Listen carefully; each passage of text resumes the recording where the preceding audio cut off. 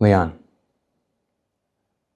Leanne describes a childhood marked by extreme instability, domestic violence, fear, and early trauma. From a young age, she was exposed to abuse within her family, including sexual abuse by her uncle, which severely damaged her ability to trust adults or disclose harm. Frequent moves, school disruption, ADHD, bullying, and exclusions compounded her vulnerability. By the age of 14, Leanne was drawn into peer groups linked to significantly older men. These men were adult males, primarily of Kurdish, Iraqi, and other Muslim backgrounds, and they operated in groups. Grooming was systematic. Alcohol, drugs, accommodation, and emotional manipulation were used to entrap her. She was taken to various houses in Sheffield, notably Pittsmore, and other cities, where multiple girls were trafficked and sexually exploited. She was raped repeatedly, drugged, and on at least one occasion, held captive and beaten for several days. She witnessed stabbings, shootings, and machete attacks, handled firearms as a child, and was forced into environments of extreme violence. At 15, Leanne became pregnant by an adult Iraqi man.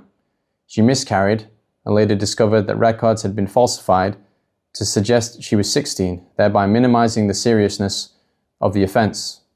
Despite repeated missing episodes, police intelligence, and sexual exploitation strategy meetings, safeguarding failed, and the council housing department refused to assist her due to her age. Child protection plans were implemented but did not remove her from danger. Social services and police were aware she was associating with older Kurdish men and at high risk of sexual exploitation, yet intervention was weak and inconsistent. No perpetrator was prosecuted for her rape. She eventually escaped exploitation only after becoming a mother at 17 and moving away from the grooming network. As an adult, Leanne lives with chronic physical and psychological harm, including trauma-related fibromyalgia. She has never received justice. She gave her evidence to ensure that what happened is finally acknowledged and not repeated. Lilly. Lilly was raised in a large, loving working family in the 1970s.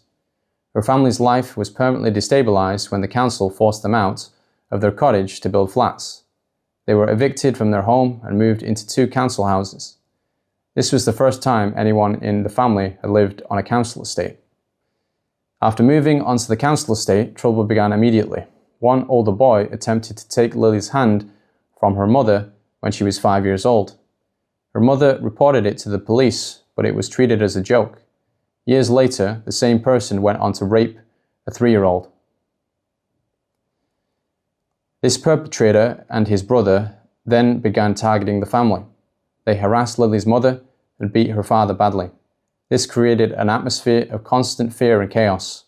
The police frequently attended the family home, turning over belongings and breaking possessions while investigating false accusations. Over time, Lilly and her siblings were taken into care. Siblings who returned home disclosed severe abuse in children's homes, including rape, violence, humiliation, and intimidation. Lilly herself was groomed and repeatedly abducted and raped by a man from the age of 6. He threatened to harm her sisters if she spoke. Lilly's sister was sexually abused by her own social worker at age 12. This was actively covered up by management, who pretended he was in a relationship with another social worker to deflect suspicion. He gained legal guardianship of Lilly's sister and eventually married her. He was paid by the local authority, and her sister never completed her education. Lilly witnessed children being selected by staff and handed over to foreign taxi drivers over many years. In the children's home, Lilly was violently assaulted and sexually abused by staff. Management figures dismissed or covered up the abuse. She also suffered numerous violent injuries from staff. The most serious was a head injury that resulted in lasting neurological damage. Later in adulthood, she was diagnosed with a brain aneurysm. After returning to school with serious injuries, Lilly was sent back home to her parents. At age 14, upon returning to the estate, she was gang raped by older men and boys. She did not report it to the police. As an adult, Lilly learned that police and council records of her abuse had been hidden for decades. Operation Marmion briefly acknowledged her accounts before being shut down at a senior level. She was told the perpetrators were out of jurisdiction, dead or untraceable. No one was held accountable. Lilly. They would toot the horn of the car, and then the child would be taken to the front door by a staff member of the children's home. Grace. Grace was raised without a father and with a mother who met her basic physical needs, but was emotionally cold, neither nurturing nor affectionate. She believes this early life experience contributed to a lack of emotional security and increased vulnerability later in life. At 4 years old, she was sexually abused by a babysitter. She has no memory of the abuse and states that it does not directly trouble her emotionally. Grace's mother prevented contact with her estranged father without giving any reason, causing Grace to rebel against her. By secondary school age, her behavior had deteriorated significantly. She began getting into cars with adult men who offered her cannabis, music, food, and lifts. She states that the majority of the men who groomed her were Pakistani, although some white men acted as intermediaries and assisted in the grooming of girls. She was raped on multiple occasions by adult men, often while intoxicated. Because she had been drinking, she believed she was responsible for the abuse. At 15, she believed she was in a relationship with an adult man, a situation that lasted around 5 years. During that time, she experienced domestic violence, rape, and coercive control. She reported the perpetrators to the police, wishing only to prevent other children from experiencing abuse. However, the police arrested and interviewed some of the men about Grace without consulting her in advance or assessing the potential impact on her. She felt pushed into prosecution without adequate preparation or support. She found the process abrupt and poorly explained. As a consequence of the police's handling of the case, she experienced flashbacks, panic attacks, and a relapse into substance misuse. Another partner was a pedophile involved in grooming gangs who sexually abused her children and others.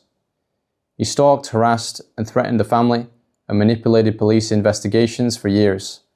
Police repeatedly failed to seize devices, link cases, act on stalking logs, or protect her and her children. Non-molestation orders and bail conditions were breached without consequence. The cumulative impact includes severe mental illness, displacement, loss of employment, and ongoing fear. Grace. If I got raped tomorrow, I would never come back to the police again, because what is the point? It's just a pointless process that leaves you feeling even worse because you're either not believed, or you're not taken seriously, or they don't use the tools that they've got to investigate properly because it's too hard. Victoria. Victoria gave evidence as the mother of a vulnerable teenager who studied at a local college in 2022. In 2023, her daughter abruptly converted to Islam. Victoria discovered Muslim clothing, a Quran, and a prayer mat hidden under her bed. Her daughter began quoting the Quran and praying 5 times a day. This sudden change coincided with a secret relationship with an Algerian Muslim student who held strong Islamic beliefs. She became disrespectful to her family and started speaking negatively about Britain. Victoria says her daughter changed completely. The boyfriend exerted coercive control. He held her daughter's banking details via Face ID, controlled her social media, isolated her from her family, and imposed strict Islamic practices. Concerned by this, Victoria contacted the police and reported the controlling behavior and sudden conversion. The police said they would refer her daughter to social services as she was still a child. When social services visited, they learned her daughter was being made to take contraception. They also discussed the nature of her new Islamic beliefs. The social worker said she would refer her to Women's Aid for support with the coercive and controlling relationship. Victoria asked the social worker to look into the partner's background, but the college did not respond to the social worker's inquiries. Victoria then contacted the college's safeguarding lead herself. The lead agreed it sounded like exploitation and referred the case to PREVENT, the British government's counter-terrorism program designed to safeguard vulnerable people from radicalization and terrorism. Her daughter's diet changed dramatically. She stopped eating bacon and ate far less than before. She spent a lot of time in and out of hospital, but never explained why to her mother. Her mental health also deteriorated severely. After meeting the man, she repeatedly attempted suicide by cutting and made desperate calls, saying she would kill herself. During one emergency hospital stay, police removed her daughter from Victoria, threatened Victoria with arrest, and transported the girl to the address of her abuser's brother, despite Victoria's explicit warnings about the danger. There, her daughter was subjected to mental and physical abuse, including strangulation, death threats, rape, and financial exploitation. Money was funneled through the abuser's brother's bank account. The man and his family racially abused her, calling her a white slag, and pressured her to drop all complaints and marry him. Prevent's involvement was catastrophically delayed. The college's safeguarding lead initially told Victoria that referrals had been made and accepted, but later evidence showed they were sent late, incorrectly, or not at all. Arrests were delayed for months, and rape allegations were eventually dropped due to a lack of evidence after only limited phone checks. Victoria concluded that systemic failure and institutional reluctance to address Islamic-related safeguarding had placed her daughter in grave danger. Victoria. The local mosque where the boyfriend used to go is known for extreme radical views, and I feel that the children and young adults that are attending that mosque are being taught what to go out and do in the community and to our children at schools to preach. Eleanor. Eleanor was born into a financially comfortable family, but despite this, she had a childhood marked by instability, emotional neglect, and a lack of adult protection. Her parents separated, and after moving away with her mother and two sisters, she lived in poorer conditions and saw much less of her father. Without her extended family around her, and with a mother who was emotionally distant, she was left to grow up largely on her own. Her desire for adult attention resulted in poor behavior at school. She was expelled in Year 7 and placed in a pupil referral unit, which she was eventually excluded from as well. She attributes her disruptive behavior to a lack of desire and emotional capacity to engage with her education, as well as the lack of structure in her life. She was preoccupied with seeking attention, validation, and care. By the age of 13, she began to be groomed by older men whom she encountered locally, usually in the town centre. Some were older white men, but there were also Muslim men connected to a newly opened restaurant in the area. As the grooming continued, Eleanor's behavior deteriorated significantly. She had frequent encounters with the police and was arrested often. During this time, older men gave her drugs and kept her in various houses. She believed these men were looking after her and offering her the care she craved. Whilst this was ongoing, her mother was unaware of her location, but did not report her missing. No authority intervened regarding why she was often missing, arrested, and spending significant amounts of time with adult men. When she was 14, she returned home one day after being away, and no one answered the door. Eleanor climbed onto the roof of the house and managed to get inside. She discovered the house was completely empty. Her mother had thrown everything away, including childhood photographs and personal items, and had left without telling her. She went to social services of her own volition and was instructed to go to her father. She was expected to travel to him on the train alone. She had no meaningful relationship with her father and only spoke to him occasionally. When Eleanor arrived, he made it clear that his new partner was his priority and that she and her sisters came second. His partner tried to get her onto a more stable path and back into education, but due to her previous exclusions, schools repeatedly refused her. In an ethnic minority-majority area, she was explicitly told by one school that she could not be admitted because she was an English girl and would be the only one. She was placed in a pupil referral unit, but the behavior of other students there did little to give her the sense of safety, structure, and aspiration she needed. She therefore ran away often. Frequent running away resulted in repeated arrests, and eventually social services decided she could be contained in a family setting and took her into care. While in care, she became more visible and accessible to men who were already looking for vulnerable girls, and she was once again groomed. On one occasion, Some adult men approached her and offered her alcohol and a lift. She drank a small amount and quickly became unwell and lost consciousness.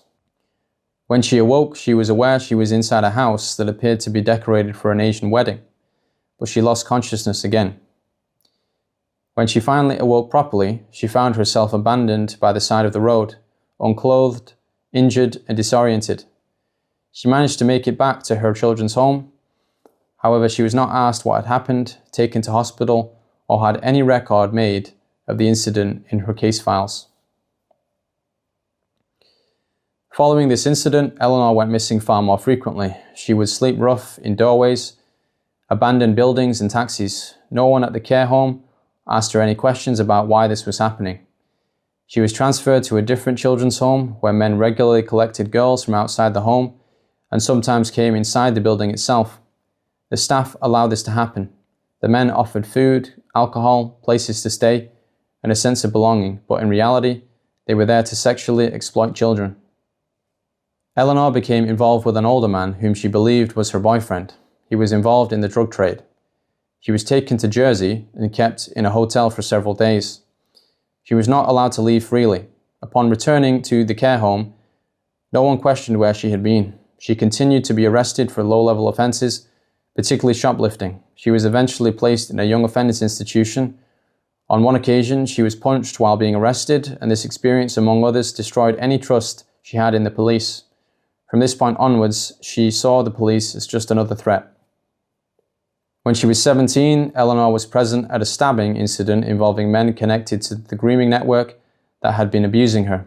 She was not involved in the violence but gave the victim first aid and called emergency services. She was arrested at the scene and charged under the doctrine of joint enterprise with conspiracy to commit grievous bodily harm with intent. The case did not come to trial until 2 years later when Eleanor was an adult, and so she was tried as an adult. She was sentenced to 2 years in prison. She believes she was criminalized for circumstances that arose directly from exploitation, neglect, and systemic failure rather than being protected from them. Following her conviction, Eleanor converted to Islam.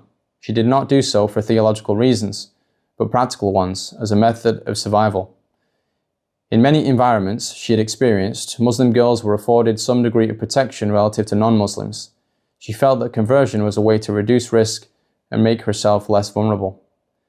Before serving her sentence, she became pregnant by an older man and entered into an Islamic marriage with him, believing it might provide stability and protection. She was imprisoned with her young baby, an experience she found deeply distressing.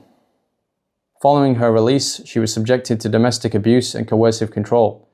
This abuse was not always physical. It involved isolation, monitoring restrictions on her behavior, and the constant erosion of her sense of self. She was controlled through fear, guilt, and religious obligation. She was not allowed independence or employment, and others were told she was mentally unwell. This further isolated her.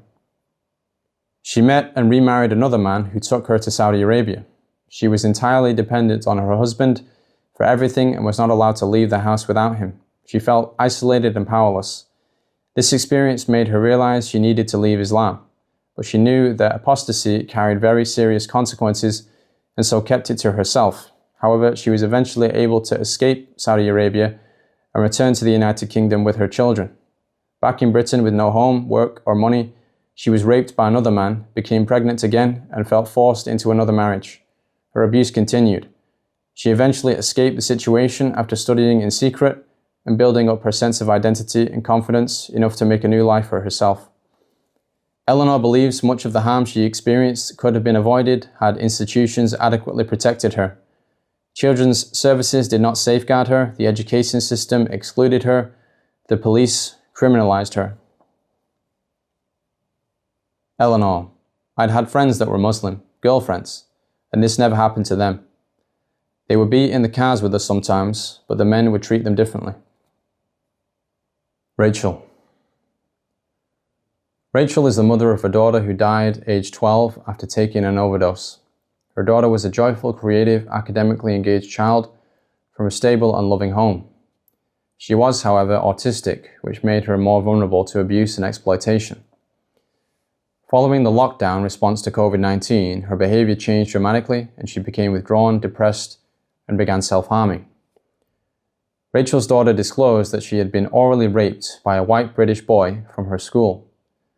The disclosure devastated her and her family. When police eventually attended the family home, she was told it would be her word against his, that the process would take years, and that it involved extensive paperwork. This interaction caused her to shut down and withdraw her complaints. The police investigation went no further. Despite assurances to the contrary, the alleged perpetrator remained in school and safeguarding was ineffective. She was subjected to relentless bullying, including physical assaults by girls linked to the perpetrator, which were filmed and shared online. Police took weeks to respond and failed to act on video evidence or threats.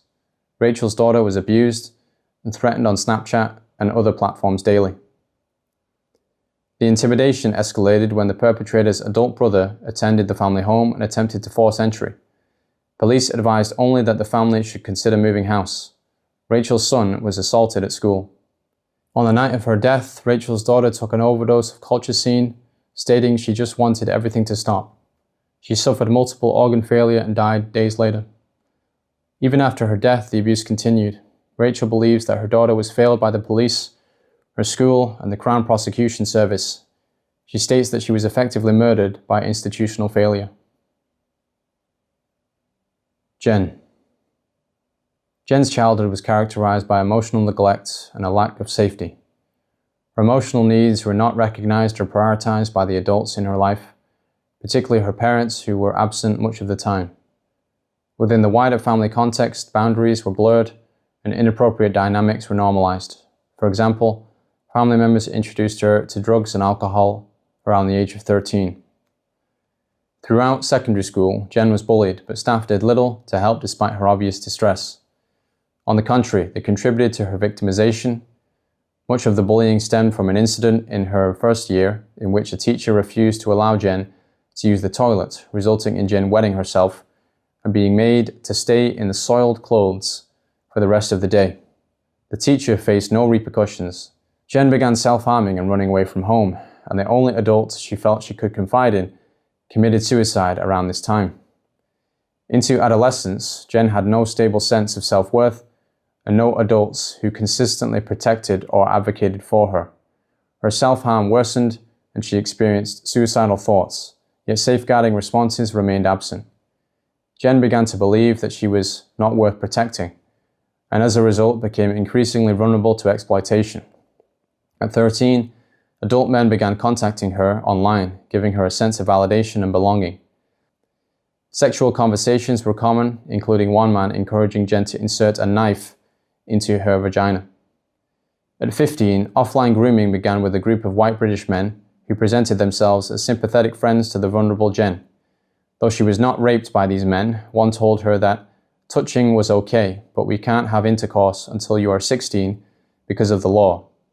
At the age of 17, Jen was introduced to a gang of Iraqi Kurdish Muslim men by a friend who she now believes was herself groomed.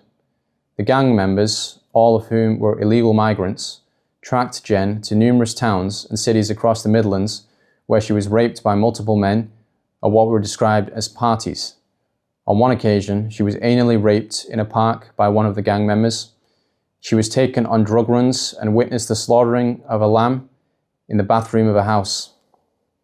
She describes a closed and intimidating social world governed by fear, loyalty, and silence, in which racially supremacist attitudes were openly and regularly expressed. White British people were described as white trash, and white girls as English pig dogs. Perpetrators insisted that children choose exploitation, and Britain and its institutions were described as soft and easy to exploit. They boasted of receiving free money from the British state, and on multiple occasions, Jen was forced to fill in asylum benefit applications on their behalf. Jen witnessed intimidation, violence, trafficking, asylum fraud, sexual exploitation, including the drugging and raping of children as young as 13, and the aftermath of a gang-related murder while involved with the group, and was thus afraid to defy or disclose against its members.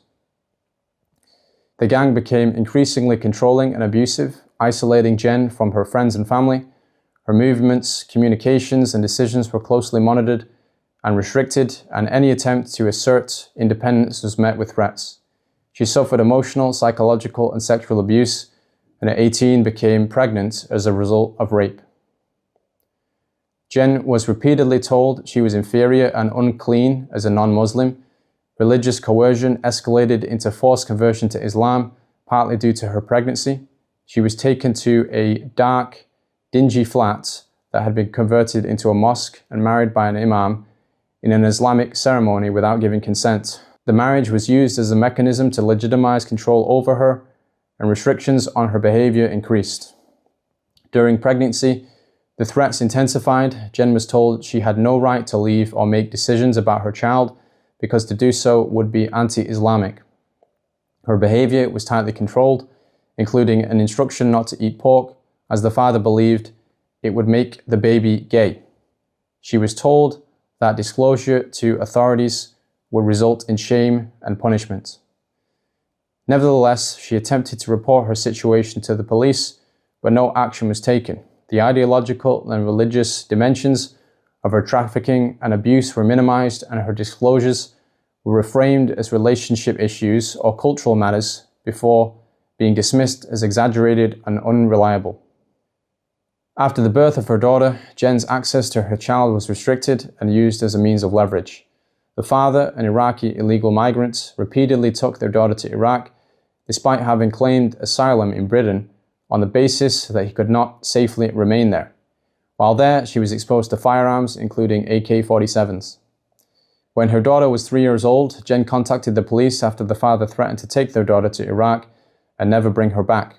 The police responded that it was a civil matter and did not intervene. Jen has not spent a single one of her daughter's birthdays with her since she was 9 years old and has had minimal contact with her for several years.